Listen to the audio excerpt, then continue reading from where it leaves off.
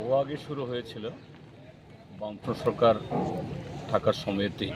শুরুতে আমাদের সময়েতে কাজটা তখন মানে দ্রুত শুরু করা যায়নি, সাইট নিয়ে প্রবলেম ছিল। তো সাইট ইত্যাদি করার পর যখন কাজ শুরু হয়, বাই দিস টাইম এখানে জোট সরকার চলে আসে, বিজেপি সরকার।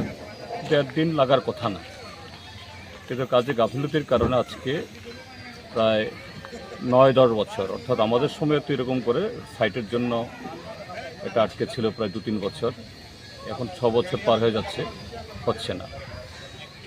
সেদিন বিলোনিয়াতে একটা রিভিউ মিটিংয়ে এর থেকে প্রতিশ্রুতি দেওয়া হয়েছে পুজোর আগে এটাকে শেষ করে দেওয়া হবে। এখন তো জিজ্ঞেস করলাম শ্রমিকদের সাথে, তারা সন্দেহ প্রকাশ করছে। যাই হোক, আমি ডেকেছি সিভিল ইঞ্জিনিয়ারদেরকে, কথা বলবো, কি অন্তরায় খোঁজ নেব যাতে তাড়াতাড়ি হয়। কেননা এই এলাকার মানুষের খুবই দুর্ভোগ হচ্ছে।